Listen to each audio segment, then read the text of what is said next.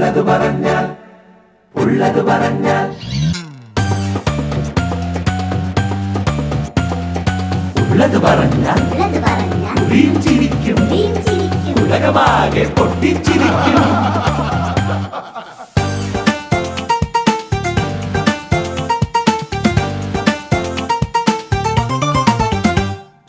ഉള്ളത് പറഞ്ഞാൽ ഉറിയും ചിരിക്കും ഉലകമാകെ പൊട്ടിച്ചിരിക്കും. ഉള്ളത് പറഞ്ഞാൽ ഉറിയും ചിരിക്കും ഉലകമാകെ പൊട്ടിച്ചിരിക്കും. ഉള്ളത് ഉള്ളത് പറഞ്ഞാൽ ഉള്ളത് ഉള്ളത് പറഞ്ഞാൽ ഉള്ളത് പറഞ്ഞാൽ ഉറിയും ചിരിക്കും ഉലകമാകെ പൊട്ടിച്ചിരിക്കും. ഉള്ളത് പറഞ്ഞാൽ ഉള്ളത് പറഞ്ഞാൽ. നമസ്കാരം. ഉള്ളത് പറഞ്ഞാൽ ആരംഭിക്കുകയാണ്. സ്വന്തം വരുതിയിലേക്ക് വരുത്തുക, വഴങ്ങാത്തവരെ തമസ്കരിക്കുക, അതിനായി ഏതു മാർഗവും സ്വീകരിക്കുക. അരുണാചൽ പ്രദേശിൽ ഭരണം നടത്തിയിരുന്ന BJP ഇതര സർക്കാരിനോട് കാണിച്ചത് അതുതന്നെയായിരുന്നു. കോൺഗ്രസ് സർക്കാരിൻ്റെ നിലനിൽപ്പിന് ഭീഷണിയായി വിമത നീക്കം ഉണ്ടായപ്പോൾ തക്കം പാത്തിരുന്ന കേന്ദ്ര സർക്കാർ അവരെ പുറത്താക്കി. അരുണാചലിൽ അധികാരം പിടിക്കാനുള്ള BJP തന്ത്രം. എന്നാൽ കാറ്റിൽ പറത്തിയ ജനാധിപത്യ മൂല്യങ്ങളെ സുപ്രീം കോടതി തിരിച്ചു പിടിച്ചിരിക്കുന്നു. പിരിച്ചുവിട്ട സർക്കാരിനെ പുനഃസ്ഥാപിച്ചു. കേന്ദ്ര സർക്കാരിൻ്റെ ഏകാധിപത്യ പ്രവണതയ്ക്ക് ഏറ്റ കനത്ത തിരിച്ചടി. Javna Mein do swear in the name of God that I will bear true faith and allegiance to the Constitution of India as by law established, that I will uphold the sovereignty and integrity of India, that I will faithfully and conscientiously discharge my duties as the Deputy Chief Minister for the state of Arunachal Pradesh. പിരിച്ചുവിടലുമായി ബന്ധപ്പെട്ട ഗവർണറുടെ മൊത്തം നടപടികളും ഭരണഘടനാ വിരുദ്ധം എന്നാണ് supreme കോടതി പറഞ്ഞിരിക്കുന്നത്. വാസ്തവത്തിൽ ഗവർണർക്ക് അധികാരം നൽകുന്ന ഭരണഘടനയുടെ 162 വകുപ്പിൻ്റെ ലംഘനമാണ് സർക്കാരിനെ പുറത്താക്കിയ നടപടി. എന്നിട്ടും BJP സുപ്രീം കോടതി വിധിയോട് നടത്തിയ പ്രതികരണമാണ് രസകരം. ഭൂരിപക്ഷത്തെ പ്രതിപക്ഷത്തിരുത്തുന്ന അസാധാരണ വിധി. എന്നാൽ മുഖ്യമന്ത്രി മാറിയെങ്കിലും വിശ്വാസ വോട്ടെടുപ്പിൽ കോൺഗ്രസ് സർക്കാർ വിജയം നേടി. അതായത് ഭൂരിപക്ഷം കോൺഗ്രസിനൊപ്പം എന്ന് തന്നെയാണ്. അധികാരത്തിന് വേണ്ടി കോൺഗ്രസിനുള്ളിൽ നടന്ന പടല പിണക്കമാണ് ആധാരം. കോൺഗ്രസ് ഹൈക്കമാൻഡ് എത്രമാത്രം ദുർബലമാണ് എന്നതിൻ്റെ തെളിവാണിത്. 21 വിമത കോൺഗ്രസ് MLA-മാരിൽ 14 പേരെ സ്പീക്കർ പുറത്താക്കിയിരുന്നു. അപ്പോൾ കേന്ദ്ര സർക്കാരും BJPയും എന്തിന് ഗവർണറും എന്തു ചെയ്തു? വിമതന്മാർക്കൊപ്പം നിന്നു. കലക്കവെള്ളത്തിലെ മീൻപിടുത്തം എന്നല്ലേ ഇതേപ്പറ്റി പറയേണ്ടത്?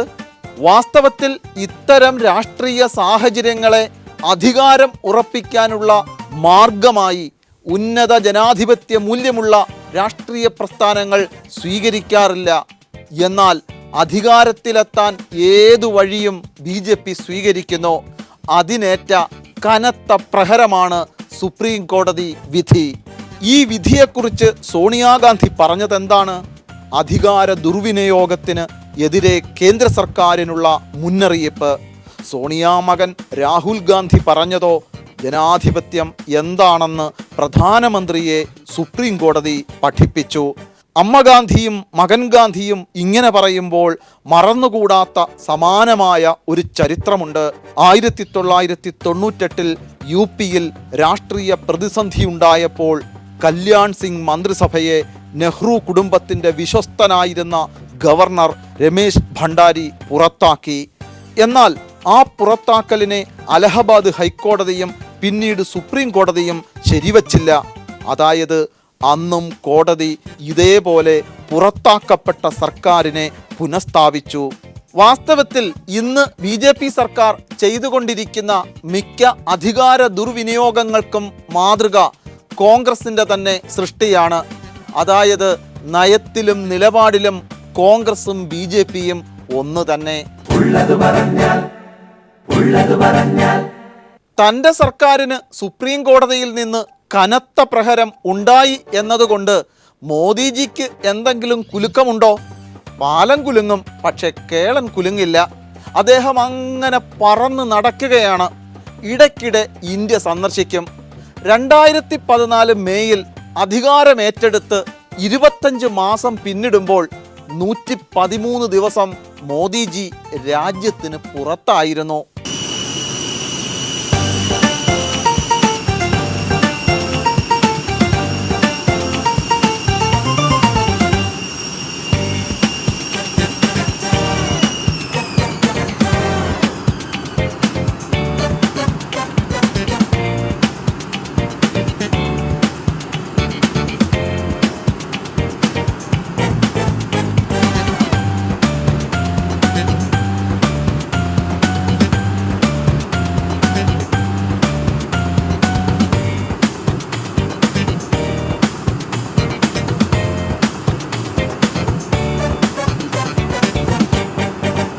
ഇതേ കാലയളവിൽ മുൻ പ്രധാനമന്ത്രിമാരായ മൻമോഹൻ സിംഗ് യാത്ര ചെയ്തത് ആദ്യ തവണ 16, രണ്ടാം തവണ 18. 3 വട്ടം പ്രധാനമന്ത്രിയായ AB വാജ്പേയി നടത്തിയത് 6 യാത്രകൾ.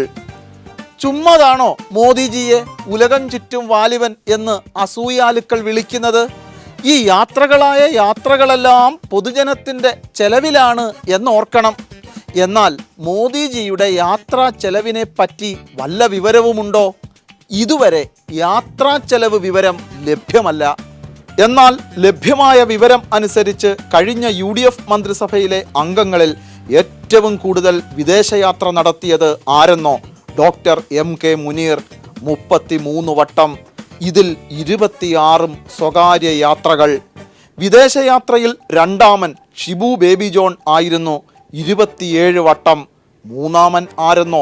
മന്ത്രിസഭയിലെ രണ്ടാമനായിരുന്ന 2ാം നമ്പർ വണ്ടിയിൽ യാത്ര ചെയ്തിരുന്ന PK കുഞ്ഞാലിക്കുട്ടി 25 വട്ടം. സത്യത്തിൽ ഇവർ നടത്തിയ വിദേശയാത്രകൾ എന്തിനു വേണ്ടിയായിരുന്നു? അതുവഴി സംസ്ഥാനത്തിനുണ്ടായ ഗുണഫലങ്ങൾ എന്തെല്ലാമാണ്?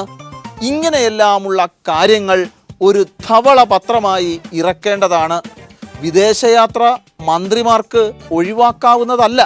പക്ഷേ മന്ത്രിമാരായിരിക്കുമ്പോൾ അത് എന്തിനു വേണ്ടിയായിരുന്നു എന്നത് പ്രധാനം. അരുണാചലിലെ തമ്മിലടി അധികാരം നഷ്ടപ്പെടുന്ന സ്ഥിതിയിലേക്ക് കോൺഗ്രസിനെ കൊണ്ടെത്തിച്ചു. കേരളത്തിലാകട്ടെ അധികാരമില്ലെങ്കിലും കോൺഗ്രസ് തമ്മിലടിക്ക് കുറവൊന്നുമില്ല. ചാണ്ടി, ചെന്നി, സുധീരന്മാരെ ദില്ലിക്ക് വിളിപ്പിച്ച് തെരഞ്ഞെടുപ്പ് തോൽവിയെപ്പറ്റി ചർച്ചകളൊക്കെ നടത്തി. പക്ഷേ ചർച്ച കൊണ്ട് കേരളത്തിൽ കോൺഗ്രസിന് വല്ല ഗതിയുമുണ്ടോ?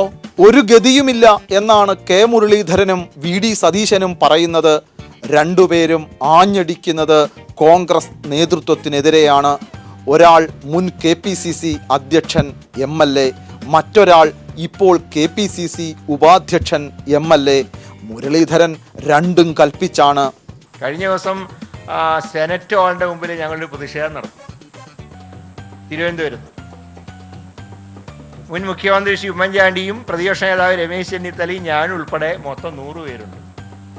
തിരുവനന്തപുരം ജില്ലയിലെ DCC ജനറൽ സെക്രട്ടറിമാർ മാത്രം 145 ഉണ്ട്. ഏതായാലും പിന്നെ നമുക്കൊരു ആശ്വാസത്തിന് വേണ്ടി പറയാം, പണ്ടും തിരിച്ചു വന്നിട്ടുണ്ടെന്നൊക്കെ പറയാം. പക്ഷേ അങ്ങനെ ഇപ്പോൾ ആശ്വസിക്കേണ്ട ഒരു സമയമല്ല. കാരണം ഈ വീഴ്ച നല്ല ആഴത്തുള്ള വീഴ്ചയാണ്. മുരളീധരന്റെ തിരിച്ചറിവാണ് വലിയ തിരിച്ചറിവ്. തെരഞ്ഞെടുപ്പ് തോൽവി വെറും തോൽവിയല്ല, നട്ടെല്ലിന് ഏറ്റ ക്ഷതമാണ്. എളുപ്പമല്ല ഇനി എഴുന്നേൽക്കാൻ. മുരളീധരന്റെ കണക്കുകൾ കോൺഗ്രസിന്റെ വോട്ടിനെ പറ്റിയല്ല, ജാതി വോട്ടുകളെ പറ്റിയാണ്. കോൺഗ്രസിന്റെ നായർ വോട്ട് BJPക്ക് പോയി, ക്രിസ്ത്യൻ വോട്ടും കോൺഗ്രസിന് കിട്ടിയില്ല. മുസ്ലിം വോട്ടുകളുടെയും സ്ഥിതി തഥൈവ. ഇത് തന്നെയാണ് കുഴപ്പം. ജാതി മത സാമുദായിക ശക്തികളെ തരാതരം പ്രീണിപ്പിച്ചും പ്രലോഭിപ്പിച്ചും വോട്ട് തട്ടുക. സത്യത്തിൽ ഇത്തരം സമീപനം കളഞ്ഞ് കോൺഗ്രസ് എന്ന പാർട്ടിയെ എത്ര പേർ മുന്നിൽ കാണുന്നു? മുൻകാലങ്ങളിലൊക്കെ 9 പേര് K കരുണാകരന്റെ നേതൃത്വത്തിൽ അന്ന് അസംബ്ലിയിൽ പറഞ്ഞ കാലത്ത് അതൊക്കെ പുറത്തെ ഏറ്റെടുത്ത് നടത്താനുള്ള സംവിധാനം പാർട്ടിക്കകത്തുണ്ടായിരുന്നു. ഇന്നിപ്പോൾ ഞങ്ങൾ വെറുതെ അവരുടെ ശത്രുത വാങ്ങിക്കുന്നുണ്ട്. അതിൻ്റെ പുറത്താണെങ്കിൽ നടക്കുന്നുണ്ട് ഒരു എന്താ പറയുക, ഒരു പ്രതീകാത്മകമായിട്ടുള്ള കുറേ സമരങ്ങൾ നടക്കുന്നുണ്ട്. കെ മുരളീധരന്റെ വെളിപാടുകൾ പോലെയാണ് വി ഡി സതീശന്റെയും. ജാതി മത സാമുദായിക ശക്തിയായി കോൺഗ്രസ് പാർട്ടി തന്നെ മാറിപ്പോയിരിക്കുന്നു. എന്നിട്ടും സതീശൻ പറയുന്നത് മതേതരത്വം എന്നത് ഏതെങ്കിലും മതങ്ങളെ പ്രീണിപ്പിക്കൽ അല്ല എന്നാണ്. വാസ്തവത്തിൽ സതീശൻ ഉന്നം വയ്ക്കുന്നത് നേതൃമാറ്റം തന്നെയാണ്. അതുകൊണ്ടാണ് അദ്ദേഹം ആ പഴയ കാര്യം ഓർത്തത്. നേതൃമാറ്റം വേണമെന്ന് പറഞ്ഞപ്പോൾ പാർട്ടിയിലുണ്ടായ ബഹളം. കെ മുരളീധരനും വി ഡി സതീശനും ഉന്നം വയ്ക്കുന്നത് ആരെയാണ്? വി എം സുധീരനും രമേശ് ചെന്നിത്തലയും ഉമ്മൻചാണ്ടിയും മാറി നിൽക്കണം എന്നാണോ? സുധീരന് പകരം KPCC അധ്യക്ഷൻ ആകേണ്ടിയിരുന്ന ആളാണ് വി ഡി സതീശൻ. എന്നാൽ AK ആന്റണി ആയിരുന്നു സതീശൻ വേണ്ട, സുധീരൻ മതി എന്ന് രാഹുൽ ഗാന്ധിയെ ധരിപ്പിച്ചത്. അങ്ങനെയാണ് സതീശൻ KPCC ഉപാധ്യക്ഷൻ ആകുന്നത്. എന്നാൽ അധ്യക്ഷനും ഉപാധ്യക്ഷനും അതോടെ കീരിയും പാമ്പുമായി. ഒളിഞ്ഞും തെളിഞ്ഞും സുധീരനെ പിന്തുണച്ചിരുന്ന സതീശൻ കടുത്ത ചെന്നിത്തല പക്ഷക്കാരനുമായി. കെ മുരളീധരന് കോൺഗ്രസിൽ തിരിച്ചുവരാൻ വഴിയൊരുക്കിയവരിൽ പ്രധാനി സുധീരനായിരുന്നു. തിരിച്ചെത്തിയ മുരളീധരൻ ഒരു ഗ്രൂപ്പിലും ഇല്ലാതെ നിന്നു. എന്നാൽ പിന്നീട് ചെന്നിത്തല ഗ്രൂപ്പിൻ്റെ ഭാഗമായി. എന്തിന് വക്താവ് തന്നെയായി.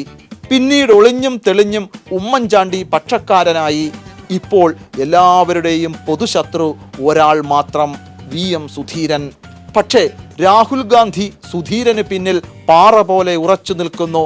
മാത്രമല്ല AK ആന്റണിയുടെ തീരുമാനം സുധീരൻ തുടരട്ടെ എന്നാണ്. അപ്പോൾ നേതൃത്വത്തിനെതിരെ നടത്തുന്ന ഏറ്റുമുട്ടൽ ഹൈക്കമാൻഡിനും AK ആന്റണിക്കും എതിരെ ആണ് എന്നല്ലേ? മുട്ടട്ടെ. അങ്ങനെ കോൺഗ്രസ്സുകാർ മുട്ടിമുട്ടി BJPക്ക് വളക്കൂറുണ്ടാക്കട്ടെ. അല്ലാതെ എന്തു പറയാൻ? ഹൈക്കമാൻഡിൻ്റെ ശാസന നിലനിൽക്കുകയാണ്. പരസ്യ പ്രസ്താവന പാടില്ല. അത് പരസ്യമായി ലംഘിച്ച കെ മുരളീധരനും വി ഡി സതീശനും എതിരെ അച്ചടക്ക നടപടി ഉണ്ടാകുമോ സർ? ഉത്തരം പറയേണ്ടത് VM സുധീരനും AK ആന്റണിയുമാണ്. ഉള്ളത് പറഞ്ഞാൽ കെ മുരളീധരനും വി ഡി സതീശനും കോൺഗ്രസ് നേതൃത്വത്തിനെതിരെ ആഞ്ഞടിക്കുമ്പോൾ കോൺഗ്രസിനെ മൊത്തത്തിൽ മുൾമുനയിൽ നിർത്തുകയാണ് കേരള കോൺഗ്രസ് മാണി വിഭാഗം. KM മാണി ദൃഢമായി വിശ്വസിക്കുന്നു രമേശ് ചെന്നിത്തലയാണ് തന്നെ ബാർക്കോഴയിൽ കുടുക്കിയത്. അതുകൊണ്ട് UDF ചെയർമാൻ എന്ന നിലയിൽ ചെന്നിത്തലയെ അംഗീകരിക്കാനാകില്ല. യുവജനക്കാരെ കൊണ്ട് ഹൈക്കമാൻഡിന് കത്തൊക്കെ എഴുതിച്ചിരിക്കുകയാണ്. അതിനിടയിലായിരുന്നു മാണി ഗ്രൂപ്പിൻ്റെ സ്റ്റിയറിംഗ് കമ്മിറ്റി. മാണി വിഭാഗത്തിൻ്റെ പൊതുവികാരം UDF വിടണം എന്നാണത്രേ. വേണ്ടി വന്നാൽ നിയമസഭയിൽ പ്രത്യേക ബ്ലോക്കായി ഇരിക്കണമത്രേ. എന്നാൽ മാണി വിഭാഗത്തിൻ്റെ കടും പിടുത്തങ്ങൾക്കൊന്നും ഇപ്പോൾ PJ ജോസഫിനെ കിട്ടില്ല. ഏറ്റവും അവസാനത്തെ മാണി ഗ്രൂപ്പിലെ പൊതുവികാരം കോൺഗ്രസ് ചതിയന്മാരുടെ കൂടാരമാണ് എന്നാണ്. ഇനി അവിടെ നിൽക്കരുത്. അതിനകത്ത് എന്തിനാണ് പുറത്തുവിടുന്നത്? ഞങ്ങൾക്കറിയാം ഞങ്ങൾ ആരാണ് ഇതിൻ്റെ കാരണക്കാർ, ആരാണ് ഈ ഗൂഢാലോചന ഉള്ളത്, ആരാണ് ഇതിൻ്റെ കാരണക്കാരെന്നൊക്കെ ഞങ്ങൾക്കറിയാം. ഞങ്ങൾ ആയതുകൊണ്ടും മാന്യത ഈ കേരള കോൺഗ്രസിൽ ഉള്ളത് കൊണ്ടും മറ്റുള്ളവരെ വേദനിപ്പിക്കാനൊന്നും ഞങ്ങൾ തുനിയുന്നില്ല. ഒരു കാര്യം ഉറപ്പാണ്, ആഭ്യന്തര സംഘർഷങ്ങളിൽ കോൺഗ്രസ് നട്ടം തിരിയുമ്പോൾ മാണി വിഭാഗത്തിൻ്റെ ചാഞ്ചാട്ടം UDFനെ കൂടുതൽ ദുർബലമാക്കും. വാസ്തവത്തിൽ തെരഞ്ഞെടുപ്പ് പരാജയത്തിൻ്റെ കാര്യങ്ങൾ ഇനി എന്തിന് വേറെ അന്വേഷിക്കണം ഈ UDF? മാണി വിഭാഗം മാത്രമല്ല, വീരൻ വിഭാഗവും കോൺഗ്രസിനെ ക്രൂശിക്കാൻ തന്നെയാണ് പുറപ്പാട്. ഇടതുനിന്ന് പുറപ്പെടുകയും ചെയ്തു, വലതുനിന്ന് പുറത്തിറങ്ങാനും പറ്റാത്ത സ്ഥിതിയാണ് JDUവിൻ്റേത്. വീരൻ വിഭാഗം പറയുന്നതെന്താണ്? തെരഞ്ഞെടുപ്പിൽ JDUക്കാർ തോറ്റതിൻ്റെ കാരണം കോൺഗ്രസ്സുകാരാണത്രേ. ഈ ഇലക്ഷനിൽ JDU സ്ഥാനാർത്ഥിയെ പരാജയപ്പെടുത്താൻ ശ്രമിച്ചത് പാർട്ടി വളരെ ഗൗരവത്തോടു കൂടിയാണ് കാണുന്നത് എന്നുള്ളതാണ് രാഷ്ട്രീയമായി ഞങ്ങൾ ചർച്ച ചെയ്ത ഒരു പ്രധാനപ്പെട്ട കാര്യം. ജനതാദൾ യുണൈറ്റഡ് ആണ് നേമത്ത് മത്സരിച്ച സ്ഥാനാർത്ഥി അഡ്വ. സുരേന്ദ്രൻ പിള്ള ഇവിടെ നമ്മുടെ കൂടെ ഇപ്പോഴുണ്ട്. KPCC റിപ്പോർട്ട് പറയുന്നത് കോൺഗ്രസിൻ്റെ നേമത്തെ നേതൃത്വം പൊറുക്കാനാവാത്ത തെറ്റാണ് ചെയ്തത് എന്നാണ് അവർ റിപ്പോർട്ടിൽ KPC നേതൃത്വം തന്നെ പറയുന്നത്. അങ്ങേയറ്റത്തെ ഉത്തരവാദിത്വ രാഹിത്യവും ആലസ്യവുമാണ് തെരഞ്ഞെടുപ്പ് പ്രവർത്തനങ്ങളിൽ കാണിച്ചതെന്നാണ് റിപ്പോർട്ട് തന്നെ ചൂണ്ടിക്കാണിക്കുന്നത്. എന്ന് മാത്രമല്ല, ഇത്രയും ഗുരുതരമായ തെറ്റ് ചെയ്ത ഈ കമ്മിറ്റികൾ, കോൺഗ്രസിൻ്റെ കമ്മിറ്റികൾ പിരിച്ചുവിടണമെന്ന് കോൺഗ്രസിൻ്റെ KPCCയുടെ അന്വേഷണ കമ്മിറ്റി തന്നെ ശുപാർശ ചെയ്യുന്നു. 4 പ്രമുഖരായ കോൺഗ്രസ് നേതാക്കൾ BJPയുമായി കോൺഗ്രസ് നേതൃത്വം വോട്ട് കച്ചവടം നടത്തി എന്നാരോപിച്ചുകൊണ്ട് കോൺഗ്രസ് നേതാക്കൾ ഈ കമ്മിറ്റിക്ക് മുമ്പാകെ മൊഴി കൊടുത്തിട്ടുണ്ട്. ഒരു മുൻ DCC സെക്രട്ടറിക്കെതിരെ അടിയന്തര നടപടി വേണമെന്നും ഈ റിപ്പോർട്ടിൽ ആവശ്യപ്പെട്ടിട്ടുണ്ട്. അതുകൊണ്ട് കേവലം പ്രാദേശിക നേതൃത്വത്തിന് മാത്രമല്ല ഇതിൽ ഉത്തരവാദിത്വമുള്ളത്, KPCCയുടെ നേതൃത്വത്തിനും ഈ കാര്യത്തിൽ ഉത്തരവാദിത്വമുണ്ട്. JDUക്കാരെ തോൽപ്പിച്ച കോൺഗ്രസുകാർക്കെതിരെ നടപടിയുണ്ടായോ? ഇല്ല. പാർലമെന്റ് തെരഞ്ഞെടുപ്പിൽ വീരേന്ദ്രകുമാർ പാലക്കാട് തോറ്റതിനെപ്പറ്റി ഒരു നടപടിയുമില്ല. പിന്നീടാണ് 1.5 മാസം മുമ്പ് നടന്ന തെരഞ്ഞെടുപ്പിന്മേൽ നടപടി. പാലക്കാടിന്റെ കാര്യം പോകട്ടെന്ന് വയ്ക്കാം. പാർട്ടി അധ്യക്ഷൻ വീരേന്ദ്രകുമാറിന് രാജ്യസഭാ സീറ്റ് കിട്ടിയല്ലോ. പക്ഷേ നേമത്തെ വോട്ട് കച്ചവടം പൊറുക്കാനാകുമോ? പറ്റില്ല. പക്ഷേ ഇങ്ങനെ പറയുമ്പോൾ പ്രസക്തമാകുന്ന ഒരു ചോദ്യമില്ലേ? കാലുമാറി ആരും സീറ്റ് നൽകാതിരുന്ന ഒരാളെ വി സുരേന്ദ്രൻ പിള്ളയെ സ്ഥാനാർത്ഥിയാക്കിയാൽ കോൺഗ്രസ്സുകാരല്ല JDUക്കാർ തന്നെ വോട്ട് ചെയ്യുമോ? അപ്പോൾ പിന്നെ കോൺഗ്രസ്സുകാർ എന്തു ചെയ്യണം? കിട്ടുന്ന കാശിന് വോട്ട് കൊടുത്ത് കാശ് വാങ്ങണം. അതേ അവർ ചെയ്തുള്ളൂ. ഇതിൽ നിന്ന് രാഷ്ട്രീയ പാർട്ടികൾ പഠിക്കേണ്ട ഒരു കാര്യമുണ്ട്. കീഴ്ത്തട്ടിൽ പ്രവർത്തകരും മത്സരിക്കാൻ കൊള്ളാവുന്ന സ്ഥാനാർത്ഥികളും ഇല്ലെങ്കിൽ അത്തരം പാർട്ടികളെ ജനം തിരസ്കരിക്കും. വാസ്തവത്തിൽ ഇത്തരം ഈർക്കിൽ പാർട്ടികളാണ് കാലുമാറ്റക്കാർ. ഈ തെരഞ്ഞെടുപ്പിലെ വലിയ സന്ദേശം അതായിരുന്നു. കാലുമാറ്റക്കാരും കൂറുമാറ്റക്കാരുമായ ഈർക്കിൽ പാർട്ടികൾക്ക് ഇനി ഭാവിയില്ല. നിയമസഭയിൽ പ്രതിപക്ഷത്ത് കൊലകൊമ്പന്മാരായ നേതാക്കന്മാരുണ്ട്. അക്കൂട്ടത്തിൽ ബൈബിൾ വായിക്കുന്നവരുമുണ്ട്. ഉമ്മൻചാണ്ടി, KM മാണി, PJ ജോസഫ് തുടങ്ങി തലയെടുപ്പുള്ളവർ. ഇവരാരെങ്കിലും ബൈബിൾ വായിക്കില്ല എന്ന് പറയാനൊക്കുമോ? ഇല്ല. എന്നിട്ടും M സ്വരാജ് നിയമസഭയിൽ ബൈബിളിനെ കൂട്ടുപിടിച്ച് പറഞ്ഞതിൻ്റെ അർത്ഥം മനസ്സിലാക്കാൻ ഇരുട്ടി വെളുക്കേണ്ടി വന്നു. ഇവിടെ മത്തായിയുടെ സുവിശേഷം 7-ാം അധ്യായം 6-ാം വാചകം അത് ഞാൻ വായിക്കുന്നില്ല. സമയക്കുറവ് കൊണ്ട് മാത്രമല്ല, ഒരുപക്ഷെ ഈ ശാന്തമായ അന്തരീക്ഷത്തെ അത് ചൂടുപിടിപ്പിക്കുമെന്ന് ഞാൻ കരുതുന്നു. ഇത്ര അമൂല്യമായ വിശുദ്ധമായ ഒരു ബഡ്ജറ്റ് അവതരിപ്പിക്കുമ്പോൾ ഈ മത്തായിയുടെ 7-ാം അധ്യായം 6-ാം വാചകം നിങ്ങളെല്ലാം മനസ്സിരുത്തി വായിക്കണം. സംഭവം ബജറ്റിന്മേലുള്ള ചർച്ചയാണ്. അതിന്മേലാണ് മത്തായിയുടെ സുവിശേഷം 7-ാം അധ്യായം 6-ാം വാക്യം സ്വരാജ് കൊണ്ടുവന്നത്. ഇത് കേട്ട് നിയമസഭയിൽ പ്രതിപക്ഷം ഒരു ബഹളവും ഉണ്ടാക്കിയില്ല. എന്നാൽ പിറ്റേ ദിവസം VD സതീശൻ 7-ാം അധ്യായത്തിലെ 6-ാം വാക്യം വായിച്ചു. കൊള്ളാം. വിശുദ്ധമായത് നായ്ക്കൾക്ക് ഇട്ടുകൊടുക്കരുത്, നിങ്ങളുടെ മുത്തുകൾ പന്നികൾക്കും ഇട്ടുകൊടുക്കരുത്. അവ അത് ചവിട്ടി നശിപ്പിക്കുകയും തിരിഞ്ഞു നിങ്ങളെ ആക്രമിക്കുകയും ചെയ്തേക്കാം.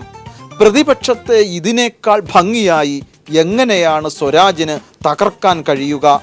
ഇതൊന്നും സ്വരാജിൻ്റെ നാവിൽ നിന്ന് വന്നില്ല. പ്രതിപക്ഷത്തെ പറ്റി പ്രതിപക്ഷത്തെ കൊണ്ട് തന്നെ പറയിപ്പിച്ചു. വാസ്തവത്തിൽ സ്വരാജ് പറഞ്ഞ കാര്യം എന്താണെന്ന് അപ്പോൾ തന്നെ വിളിച്ചു പറയാൻ പ്രതിപക്ഷത്തിന് കഴിയേണ്ടതായിരുന്നില്ലേ? ഇതാണ് പറയുന്നത്. ബൈബിൾ വായിച്ചാൽ പോരാ, അതിൻ്റെ അർത്ഥം കൂടി അറിയണം.